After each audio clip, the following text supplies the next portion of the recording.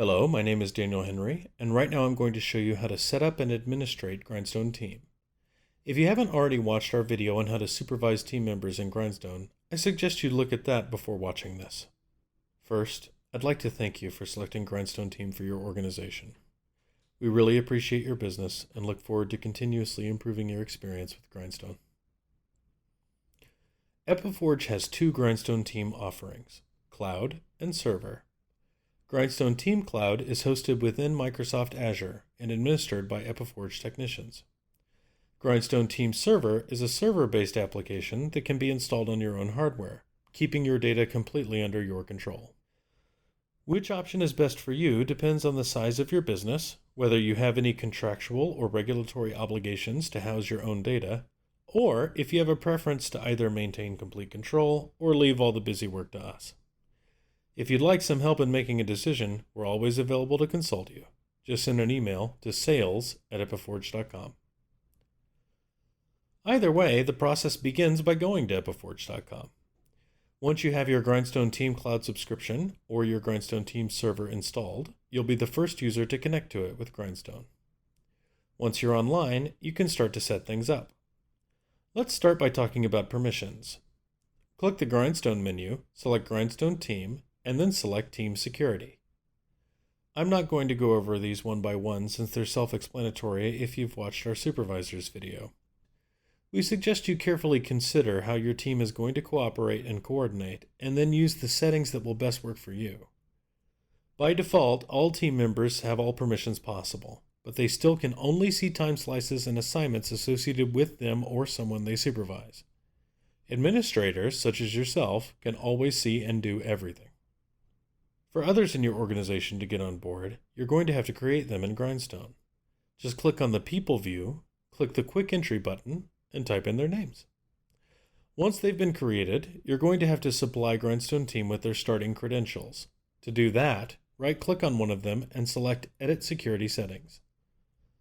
You'll always want to provide a new person with a login and set their first password. This window is also where you can disable or re-enable people, determine who is an administrator, and establish supervisory relationships. As you're establishing relationships between supervisors and those they supervise, keep in mind that Grindstone Team grasps implicit supervision.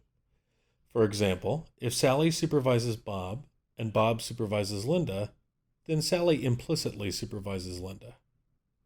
You don't have to expressly specify any supervisory relationships that are already implied. Since supervisors can always create, modify, and delete work items for someone they supervise, it is possible for it to be prudent to specify that someone supervises themselves. This would give them the ability to manage their own work items even if they can't see or manage other work items. Surely an edge case for most outfits, but still worth mentioning. Now, since you're setting up Grindstone Team, you probably already have a few folks that have been using Grindstone individually.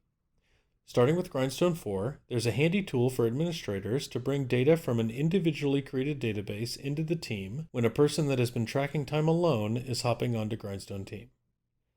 First, you'll need to get a copy of that Grindstone 4 database from them. Then, click the Grindstone menu, select Grindstone Team, and then select Integrate New Person. First, browse for the database. If you were individually tracking time before you got Grindstone Team and this is your database, check this box to let Grindstone know that.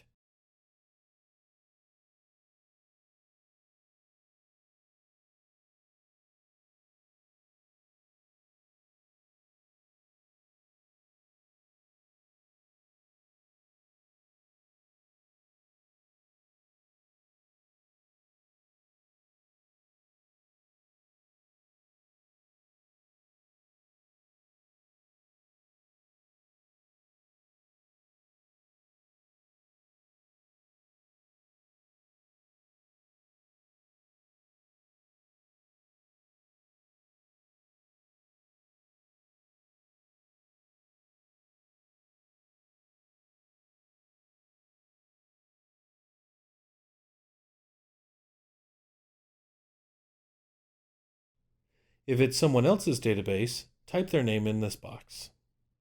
As a part of this process, Grindstone is going to create a person for them on your team. Next, Review the tabbed interface below. Grindstone has compared your team's data to the database you browsed for to make an educated guess about which properties and work items already exist for the team. It does this to help you avoid creating duplicates. But the naming convention between the team and the individual database is probably inconsistent. So Grindstone wants you to review its guesses and make corrections where it was wrong. Any property or work item from the database that isn't matched with one in the team will be created for the team. Once you're confident everything is correctly matched, or has no match, click the OK button. After the process is complete, you'll need to give this person credentials and make any other necessary security changes for them. Lastly, if you're upgrading from Task Force, you can have Grindstone just pull all your data over to Grindstone Team by clicking the Grindstone menu, selecting Grindstone Team, and then Migrate from Task Force. Just follow the instructions on this window and it will complete the entire process for you, except for setting people's logins and passwords. But you already know how to do that. Okay, you're all set to run your own show with Grindstone Team. Thanks for taking it out for a spin and for watching this video.